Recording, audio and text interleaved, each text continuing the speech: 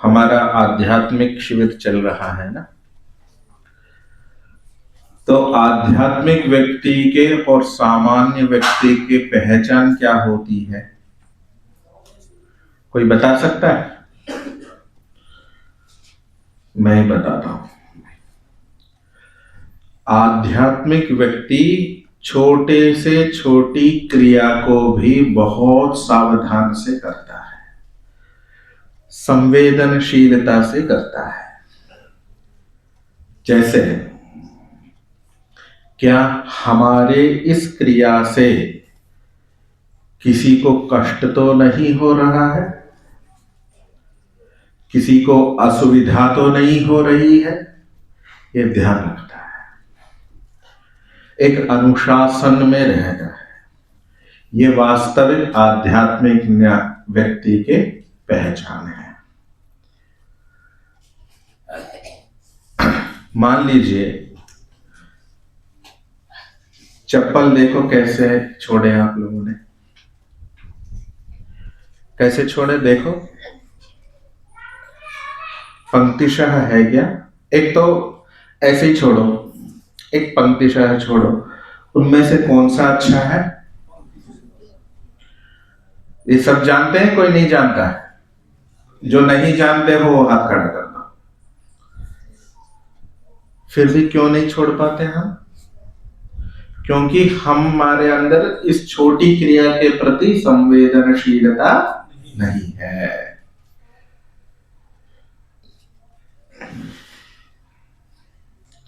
ऐसे मौन संदर्भ में भी, ऐसे ही अन्य क्रियाओं को लेकर भी सजगता, जागरूकता होना अनिवार्य है।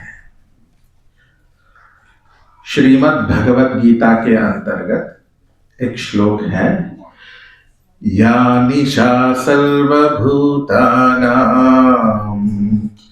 तस्यां जागर्ति संयमी, यस्यां जागृति भूतानि सा निशा पश्यतो मुनेः। या निशा सर्वभूतानां, जो सब प्राणियों की जो रात्रि है, निशा है, उसमें संयमी योगी जागता है। जिसके सबकी रात्रि है ना, निशा है ना, उसमें योगी जागता है। अर्थात हम रात को सोते हो तो योगी जाग के घूमता रहता है या साधना करता है, ये भाव नहीं है वहां। जिन विषयों को लेकर सामान्य जनता बेहोश है, जो सावधानी नहीं बरतते हैं, उन चीजों में भी योगी बहुत सावधान रहता है। और जिन विषयों में सजगता, जागरूकता होती है सामान्य जनता की, जैसे पैसे कमाने की, अपने संतति बढ़ा के उसमें राग मोह करने की, उसमें संयमी की निशा है, बेहोशी है, सक्रियता नहीं रहती योगी की। हम में और आध्यात्मिक व्यक्ति में अंतर है। तो हम आध्यात्मिक बनने आए हैं ना, हमारे अंदर आध्यात्मिकता उत्पन्न करने के लिए आए। जिनके अंदर आध्यात्मिकता है उसको बढ़ाने के लिए आए हैं। तो हमारा आचरण इस प्रकार हो, एक व्यवस्थित हो, सुव्यवस्थित हो। अगर स्वयं अपना दूसरों की रिस्पॉन्सिबिलिटी हमारा कर्तव्य नहीं है, हमारी खुद की रिस्पॉन्सिबिलिटी लें, सब अपनी अपनी लें, तो निश्चित रूप से व्यवस्था अच्छी बने। न केवल ये शिविर की बात है, समाज राष्ट्र की बात है। ये हमारे अंदर इस सजगता, ये छोटी बात, अरे ये छोटी बात पे इतने बड़ा क्लास क्यों ले रहे हैं आचार्य जी, लग सकता है कि नहीं लग सकता? क्योंकि ये छोटी नहीं है, आध्यात्मिक विषय में ये बहुत ही गंभीर बात है कि हम अपने ध्यान साधना आंख बंद करके तो चल रही है, किंतु नित्य जीवन की साधना नहीं चल रही है। तो वही वैसी बात हो जाएगी जिसने 8वीं 10वीं पास की है नहीं, जो पीएचडी करने बैठा।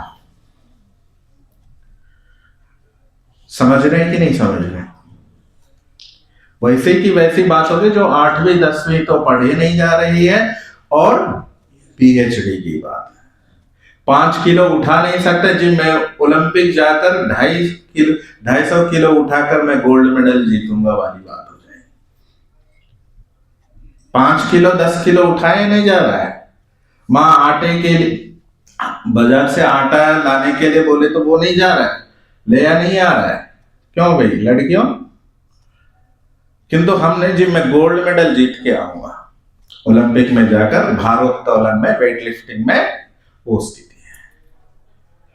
तो छोटी छोटी क्रियाओं पे जितना हो सके सावधान रहे।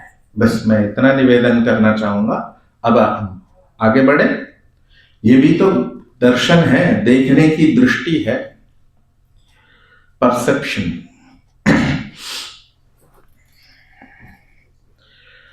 इंग्लिश में एक सेइंग है, performance always comes from the passion but not from the pressure.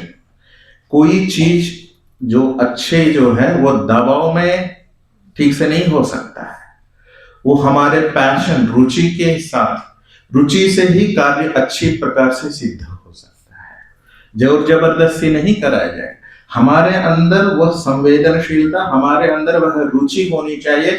मैं अपने जीवन को ठीक करने आई हूं या आया हूं, और कितने हद तक मेरा इस 4 दिन के बाद ठीक होने वाला है। क्षण क्षण उन्नति की ओर जाना चाहिए। कहां थे ये कोई मैटर नहीं करता, कहां से कहां पहुंच गए ये मैटर करता है। ठीक है, आगे चलते हैं। ओमकार है।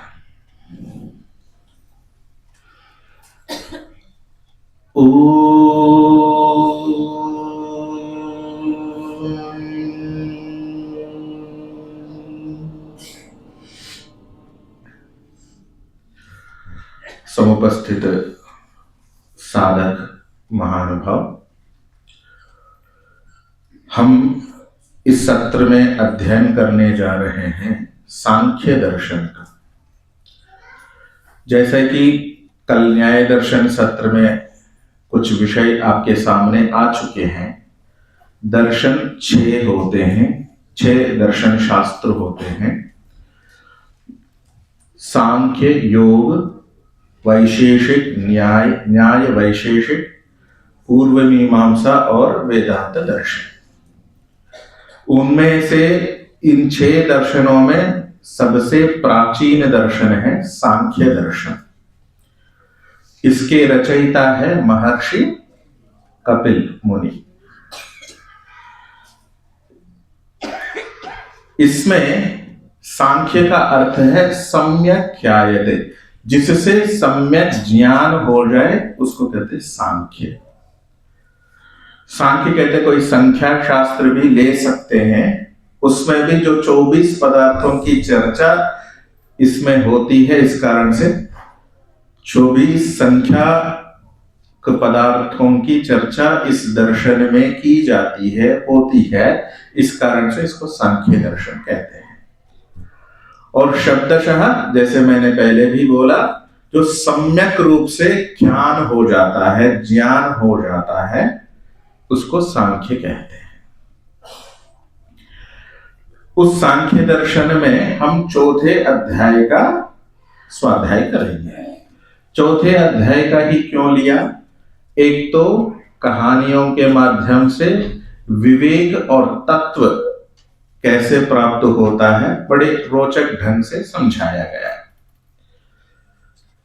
जो सरलता से आख्यानों के माध्यम से जो गूढ़ विषय को बताया जा रहा है।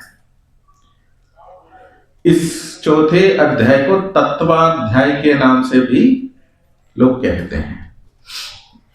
तत्वाध्याय अर्थात जो तत्व को जानना। तत्व का अर्थ मैंने कल भी बताया था, यथार्थ ज्ञान। तत् कहते हैं वह, संस्कृत में तत् मतलब वह।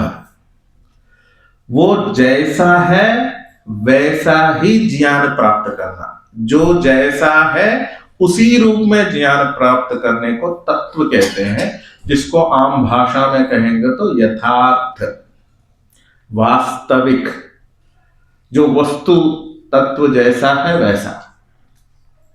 ठीक है। अब मनुष्यों के अंदर विवेक तत्व की आवश्यकता, वो विवेक कैसे प्राप्त होता है? यथार्थ ज्ञान से ही विवेक। अब ये विवेक क्या चीज है? विवेक और कोई बड़ी चीज नहीं है। विवेक मतलब अलग अलग करके देखना। दूध का दूध, पानी का पानी। अच्छी चीज है दूध, और दूध में पानी मिलाया जाए तब वो मिश्रित होता है, अच्छा नहीं माना जाता है ना। हम अपने दूधिया को कहते भाई पानी तो नहीं मिला के आए। हम शुद्ध वस्तु तत्व को जानना चाहते हैं। कोई मिलावट तो नहीं किया, घी में मिलावट तो नहीं किया। तो अलग अलग करके देखना, सही क्या है, गलत क्या है, अज्ञान क्या है, विवेक ज्ञान क्या है, सत्य क्या है, मिथ्या क्या है, और वास्तविक क्या है, अवास्तविक क्या है, आत्मा क्या है, शरीर क्या है। अलग अलग देखना ही तो है। हम शरीर को मानना ये अविद्या है। ठीक है, आगे चले। इतनी भूमिका पर्याप्त है। अब किनके पास पुस्तकें नहीं है, हाथ खड़े कर। सांख्य दर्शन की पुस्तिकाएं जो आपको उपलब्ध कराई, किन्होंने नहीं लाए? बताइए, हाथ खड़ा कर दीजिएगा। नहीं लाए? सबके पास है पुस्तक है? रैंडमली मैं किसी से भी पूछ सकता हूं खड़ा करके। ये माताएं, महिलाएं, बच्चे करके मेरे अंदर ये करुणा नहीं है। अब मैं गुरुस्थान में बैठा हूं तो मेरे लिए सब सामान है। ठीक है, मैं किसी से भी रैंडमली खड़ा करके पूछ सकता हूं, ध्यान रखिएगा। और लिखना भी प्रारंभ कीजिए। जो कल वाले मैंने बताया, कम से कम 20 पॉइंट्स आपके संचिका में संचित होने चाहिए।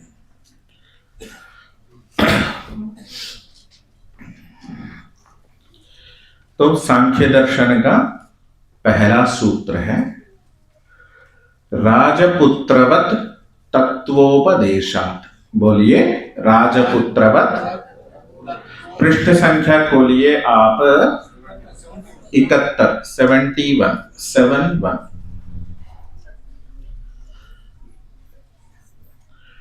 राजपुत्रवत तत्व उपदेशात्। हाँ, यहां तत्व के उपदेश होने से, यथार्थ के उपदेश होने से भी तत्व का ज्ञान होता है। जैसे राजपुत्र। अब राजपुत्र जैसे क्या है वो देखते हैं। एक राजा का बेटा था, राजा था और उसका बेटा भी था। और कभी राजा शिकार के लिए गया जंगल में, अपने बेटे को भी साथ ले गया। खाली नहीं गया, साथ साथ बेटे को भी सिखाऊंगा। क्षत्रिय लोग अपने साथ रखते हैं ना अपने बेटे को ट्रेनिंग, क्योंकि उत्तरोत्तर में वो राजा बनेगा। इसलिए देखा देखी ट्रेनिंग भी मिल जाएगी। चल भाई मेरे साथ। छोटा सा बच्चा था, 3-4 साल का होगा। तो वहां किन्हीं कारणों से वो खो गया। किन्हीं कारणों से वो जंगल में खो गया। निराश होकर राजा वापस आ गया। फिर कालांतर में भूल भाल से गए। वो जो खोया हुआ जो लड़का है, अपने बिछुड़ गया अपने माता पिता से, वो भीलों के अंदर पला बढ़ा।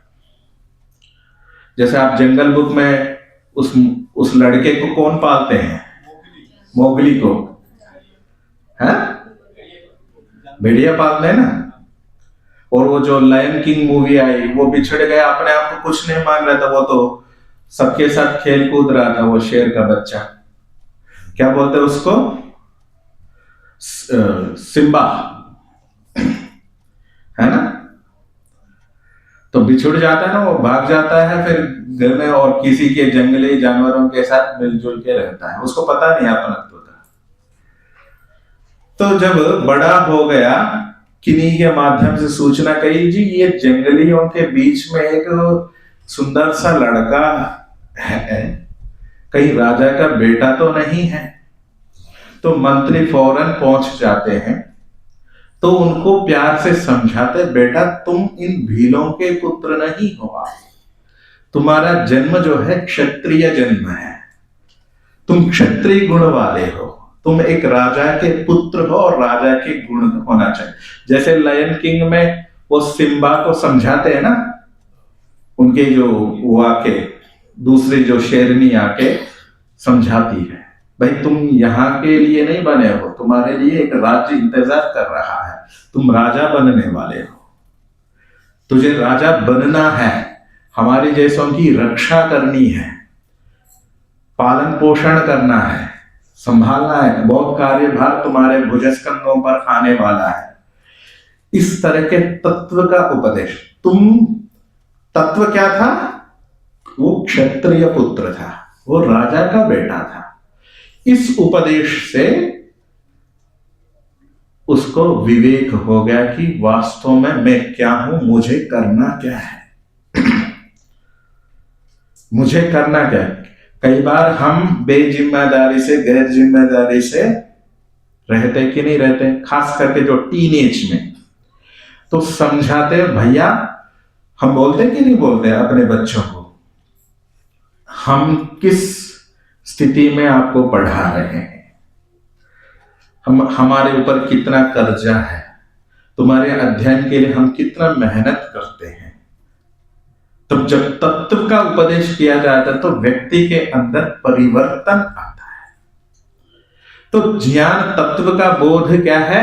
वास्तविक स्थिति समझाने पर, वास्तुतः जो वास्तविक सत्य को समझाने पर विवेक हो जाता है कि हम क्या है, क्या करना चाहिए।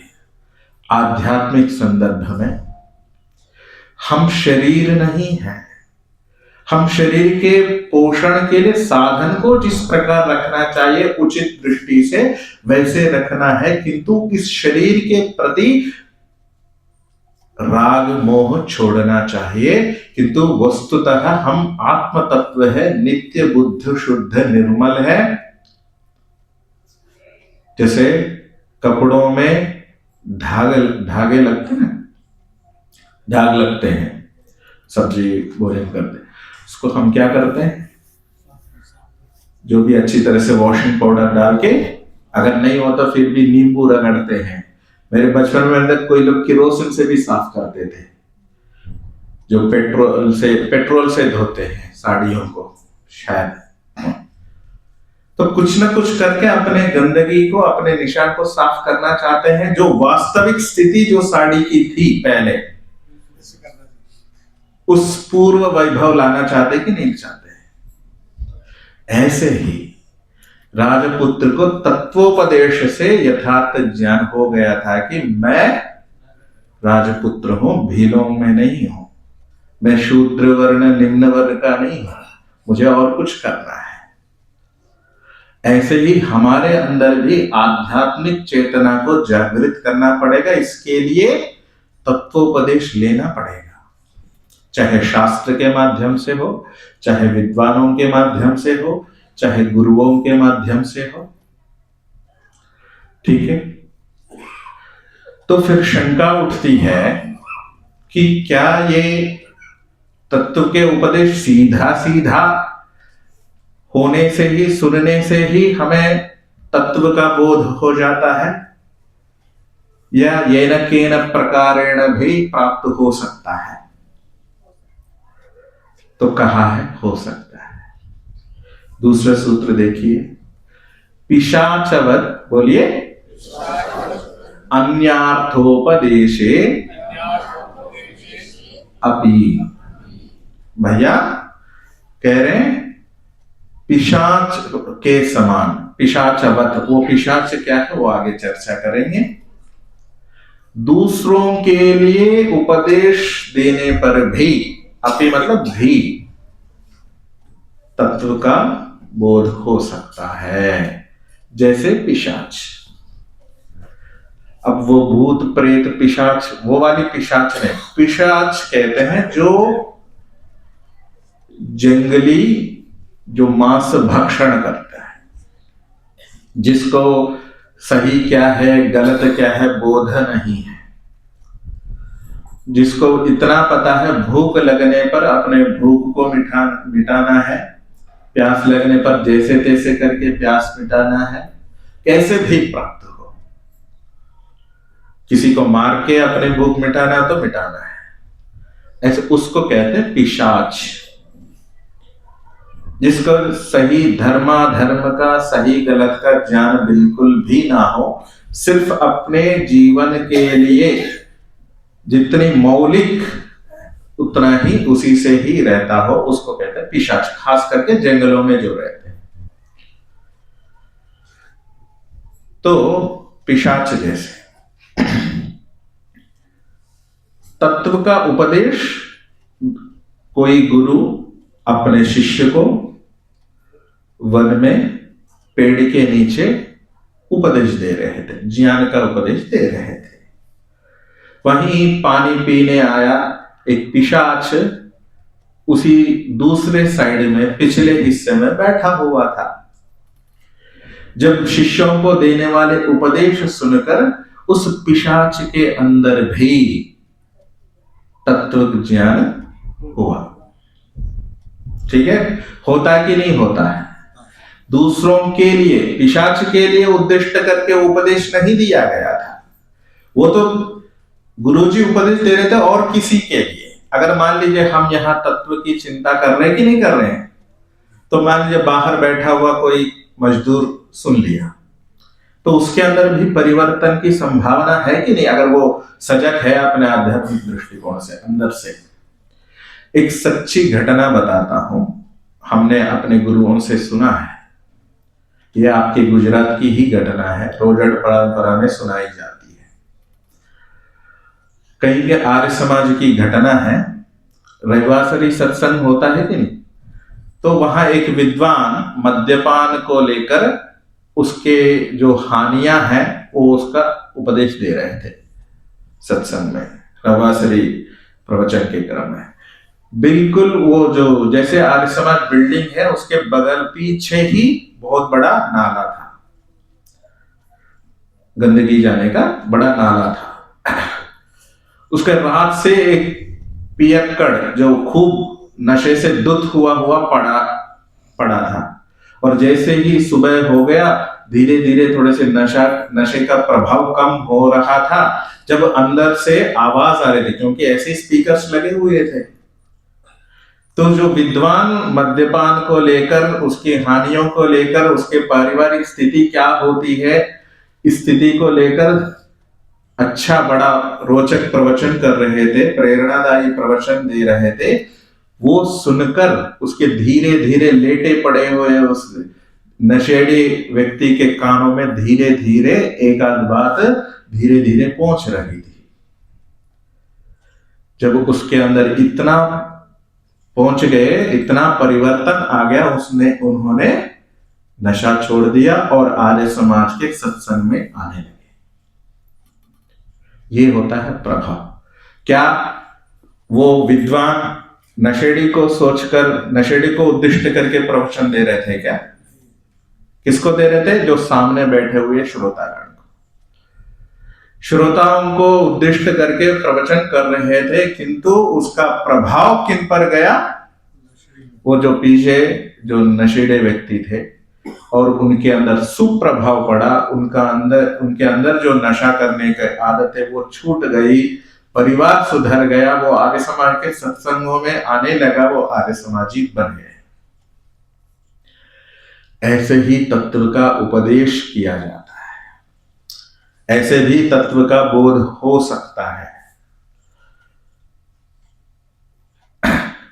वो हमारे, चलो इसको विपरीत उदाहरण में भी ले सकते हैं, उससे और ज्यादा कनेक्टेड हो सकते हैं आप। हम मान लीजिए किसी के गुस्सा किसी पे उतारते हैं, तो समझने वाला समझता है कि नहीं समझता है ना? हम सुनाना किसी और को चाहते हैं किंतु सुनाते और किसी को। जैसे घर गृहस्थी में पति के ऊपर फ्रस्ट्रेशन दिखाना था, किंतु फ्रस्ट्रेशन उतरता है बच्चों से, वो पति तुरंत समझता है, समझ लेता है कि नहीं समझ लेता है, अच्छा ये तो तीर मेरे ऊपर ही, मेरे ही निशाना लगाया है।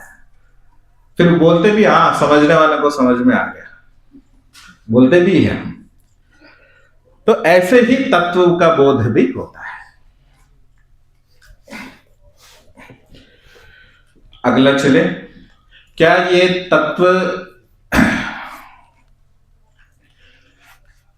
तत्व जो है, तत्व का बोध, तत्व का ज्ञान एक बार उपदेश देने मात्र से हो जाएगा? एक मात्र देने से हो जाएगा? बस यूं सुन लिया, यूं तत्व का बोध हो गया, ठीक है, यूं स्विच दबा दिया, पंखा चालू हो गया, ऐसा तो नहीं है ना। तो इसीलिए महर्षि कपिल ने कहा कि भाई ये जो आगे आने वाली पीढ़ी है ना, एक बार में सुधरने वाली नहीं है। इसीलिए हमारे लिए सूत्र बनाया, आवृत्ति असकृत उपदेश। बोलिए, आवृत्ति ही असकृत उपदेशात। असकृत कहते हैं, सकृत को कहते हैं एक बार, उसका अ लगा दीजिए, तो असकृत मतलब बार बार, पुनः पुनः, बार बार उपदेश होने से भी तत्व ज्ञान होता है। आवृत्ति, बार बार रिवाइज करना चाहिए, बार बार आवृत्ति करनी चाहिए उसी उपदेश।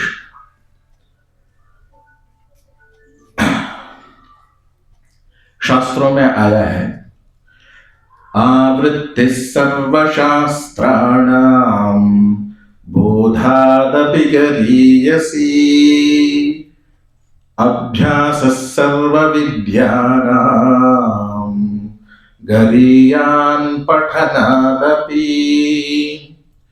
तो आवृत्ति है सर्वशास्त्राणां बोधादपि गरीय, बार बार आवृत्ति करते रहे।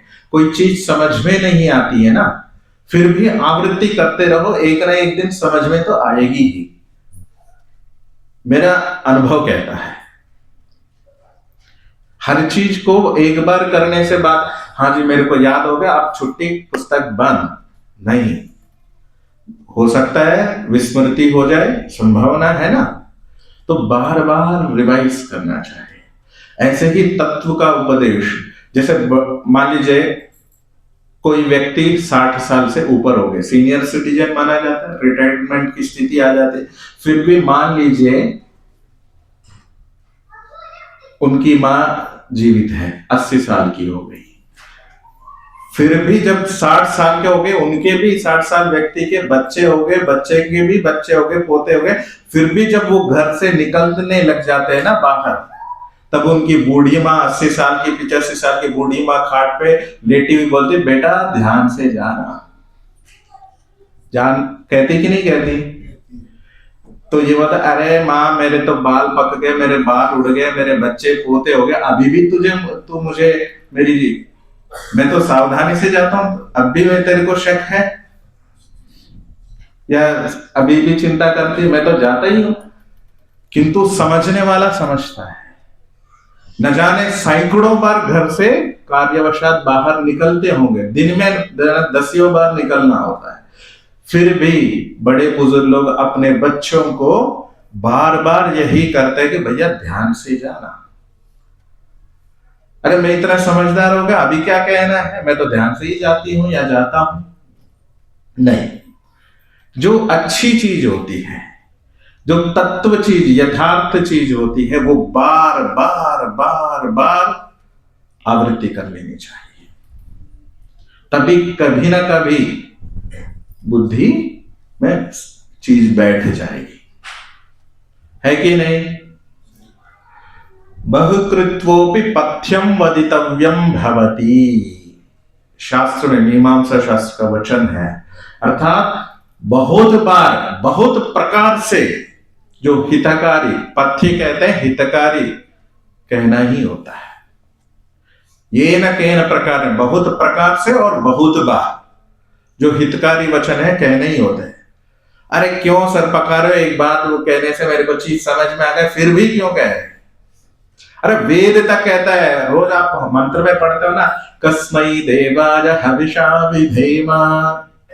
कितने बार रिपीट हुआ? जो 8 मंत्रों में हुआ कि नहीं हुआ? क्यों हुआ? कई बार मैं वेदाध्ययन करता था, ये शंका मेरे अंदर होती थी। उस समय विद्यार्थी मन था, बुद्धि थी, अबोध बुद्धि। जब एक मंत्र एक बार बोल ही दिया, वही रिपीट क्यों किया जा रहा है? वही विषय अन्य अन्य शब्दों में क्यों कहा जा रहा है? तो मेरे गुरुजी ने बहुत अच्छी बात, अरे इतनी बार कहने पर हमारे अंदर परिवर्तन आया है क्या? आया तो नहीं है ना। इतने बार 20,000 मंत्रों में एक ही लगभग, इतने बार कहने पर भी हमारे अंदर किंचिन मात्र भी परिवर्तन नहीं आया। हम आध्यात्मिकता लेकर सोए पड़े हैं। इसलिए कहा आवृत्ति रसकृत, जितने बार पढ़ो उतना कम है। जब तक हमारे संस्कार ठीक नहीं होंगे, हमारे क्लेश हटेंगे नहीं, हमारे अंदर घर कर गई अविद्या का नाश ना हो जाए, तब तक आवृत्ति करते ही रहना चाहिए। तत्व के लिए आवृत्ति करते ही रहना चाहिए। असकृत उपदेश तो सुनते रहना, बार बार उपदेश सुनते रहना चाहिए। क्या पता कौन से विद्वान से कौन से वचन किस समय कैसी स्थिति में वो शब्द हमारे हृदय तक घुस जाए, हमारे जीवन का तख्ता ही पलट जाए। वही विद्वान, वही बात मैं कह रहा हूं, शायद आपको समझ में नहीं आ रहा होगा। कोई अन्य विद्वान कभी स्थिति में अब आलस्य आ रहा होगा, किंतु कोई विद्वान उसी बात को उसी दूसरे ढंग से बोले तो क्या पता वो लग जाए, दिमाग पे घुस जाए। तो ये है, इसलिए बार बार उपदेश लेना चाहिए। आगे कहा है, एक उदाहरण और दे रहे हैं। यह तत्व का बोध कहां से प्राप्त होता है, कैसे? कुछ देखने से भी प्राप्त होता है, सिर्फ सुनने मात्र से नहीं है। उपरोक्त बातें सिर्फ सुनने से ही की बात कही गई। अब उदाहरण देखते हुए, वेद में आया ना, पश्य देवस्य काव्यम न जीर्यति न ममारा। उस परम देव के इस दृश्य काव्य को, बनाई हुई उस दृश्य काव्य को देखो। इससे भी तो पता चलता है, चित्र को देखकर चित्रकार का अनुमान होता है कि नहीं होता है? चित्रकार हमारे सामने नहीं है। एक इटालियन चित्रकार हुए लियोनार्डो डा विंची। उसका प्रसिद्ध चित्र था मोनालिसा, करोड़ों में अरबों में बिका था। क्यों? चित्र को देखकर चित्रकार का अनुमान, सुंदर सृष्टि, इस दृश्य काव्य को देखकर उस कवि का अनुमान होता है। ऐसे ही सामने घटित उदाहरणों को देखकर भी, स्वामी सत्यपति जी की घटना आप सबने सुन रखी होगी ना। उन्होंने मारकाट को देखकर उनके अंदर वैराग्य प्राप्त हुआ। कई पढ़े नहीं थे ये वैराग्य प्राप्त करना, पढ़े नहीं थे, वो सीधा देखकर वैराग्य को प्राप्त हुए। ऐसे ही पिता पुत्रवत उभयोः दृष्टत्वात्, अर्थात तत्व का बोध कैसे होता है, उनको जगा लीजिए। पिता और पुत्र, मैं मेरे पिता या मेरे पुत्र को मैंने देखा। जो पिता को देखा और पुत्र को, जो पिता बना था वो पुत्र, किसी का पुत्र भी है और किसी का पिता भी है। और यूं भी देख सकते हैं, पिता के भी पुत्र है और पुत्र का भी पुत्र है, अर्थात वो किसी का पिता है। इस तरह के देखते हुए ये चीज समझ में आती है और पिता की मृत्यु भी देखी जाती है और पुत्र का जन्म भी देखा जाता है। तो जन्म मरण तो निश्चित है। हमारा जन्म हमने देखा नहीं है ना, मतलब होश नहीं है, देखा होगा किंतु होश नहीं रहता है। हमारी मृत्यु हम देख सकते हैं किंतु उस समय भी होश नहीं रहता है। किंतु हमारे पिता की मृत्यु हम कई बार देख सकते हैं, है ना, देखते हैं कि नहीं। और हमारे पुत्र का जन्म भी हम देख सकते हैं, देखते हैं ये। तो दोनों का देखकर ये जन्म मृत्यु का जो कॉन्सेप्ट है, अर्थात शरीरधारी जो है, शरीर की का जन्म होता है और मृत्यु होती है। तो इसी प्रकार मेरा भी जन्म हुआ था और मृत्यु अवश्यंभावी है। जातस्य हि ध्रुवो मृत्युः ध्रुवं जन्म मृतस्य च तस्मादपरिहार्येऽर्थे न त्वं शोचितुमर्हसि। भगवान श्री कृष्ण जी अर्जुन को यही तो उपदेश करते हैं, जो उत्पन्न हुए हर पदार्थ कभी न कभी विनाश को प्राप्त होगा और जो विनष्ट पदार्थ कभी न कभी दोबारा बनेगा, उत्पन्न होगा।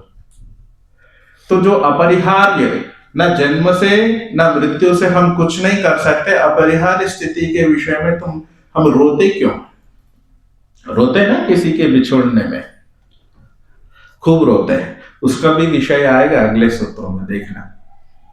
तो पिता पुत्रवत उभयोः, दोनों के जन्म और मृत्यु देखने से भी तत्व का बोध होता है कि ये जीवन जो है वो शाश्वत नहीं है, शाश्वत सत्य और कुछ और ही है। आगे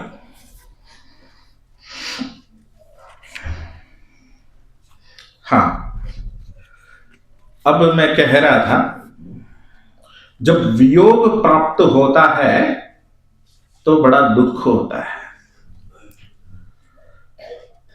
अगर सुखी रहना है, छोड़ना भी है और सुखी भी रहना है, तो क्या करना चाहिए? अपनी इच्छा से त्याग करना चाहिए। तब हम, क्योंकि तत्वबोध तभी होगा जो छोड़ने योग्य कार्य, विषय को, कार्य को, व्यक्ति को छोड़ना चाहिए। अगर जबरदस्ती छुड़वाना पड़े तो दुख होगा, दुख होगा। तो बोलिए, शेनवत सुख दुखी त्याग वियोगाभ्याम। सुख दुखी, सुखी और दुखी कब होते हैं? यथा संख्य, रेस्पेक्टिवली लीजिए, इंग्लिश में रेस्पेक्टिवली बोलते हैं। अर्थात त्याग करेंगे अपनी इच्छा से, विवेक से त्याग करेंगे, अपनी बुद्धि से त्याग देंगे तो सुखी रहेंगे। और जब वियोग कहते हैं जुदाई, जुदा करना पड़े तो दुख होगा। शेन के समान, बाज पक्षी के समान। शेन पक्षी, शेनवत कहा है ना, उदाहरण दिया है। शेन मतलब बाज पक्षी को कहते हैं। एक बार बाज पक्षी मांस भक्षी होता है, भयंकर। तो शेन को कहीं भूख लग रही थी, बूढ़ा हो चुका था, इंद्रियां शिथिल हो गई थी, बड़ा भूखा था, शिकार आसानी से नहीं कर पा रहा था। फिर भी कहीं ना कहीं से थोड़ा सा मांस का लोथड़ा उसको मिल गया।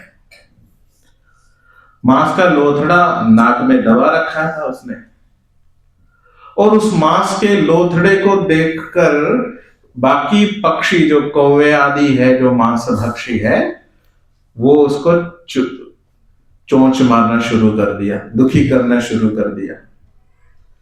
ऐसे दुखी, बहुत दुखी हो रहा था, फिर भी मांस मुंह से नहीं छोड़ रहा था, नाक दबा रखा था।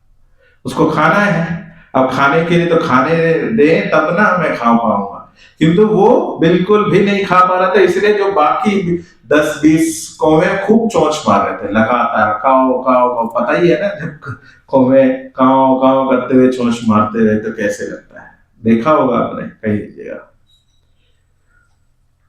तो बड़ा दुखी था। तो कोई दूसरा शेर बोले, भाई ताऊ जी क्यों दुखी हो रहे हो? एक समझदार शेर था दूसरा पक्षी। भाई ताऊ जी क्यों रो रहे हो, क्यों दुखी हो रहे हो? तो शेर, वो बूढ़ा बाज पक्षी ने कहा, भाई देख नहीं रहे हो क्या हो रहा है मेरे साथ? अरे मैं तो तसल्ली से खाऊं, मैं भूखा हूं, बूढ़े को खाने ही नहीं दे रही है, तो तब से ये चोंच मारते जा रहे हैं, मेरे को दुखी कर रखा है, पूरा नाश उठा दिया इसने।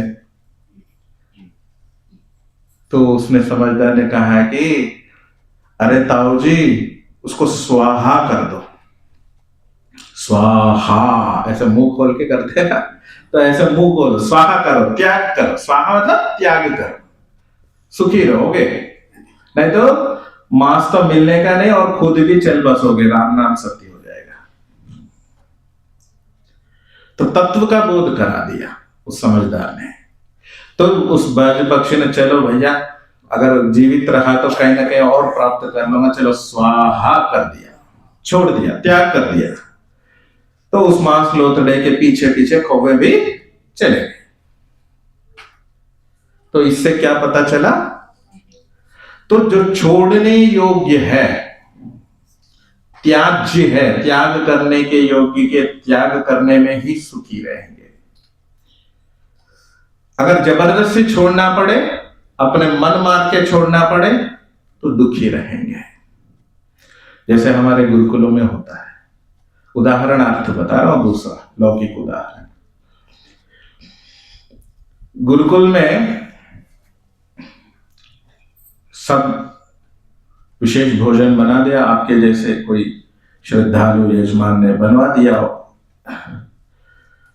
तो सब विशिष्ट पदार्थों का सब परिवेशन हो गया, परोसना हो गया, थाली के सामने पूड़ी आ गई, सब्जी, अच्छी सब्जी आई, 2-3 प्रकार के मिठाई आ गई, फल आ गए, सब आ गए।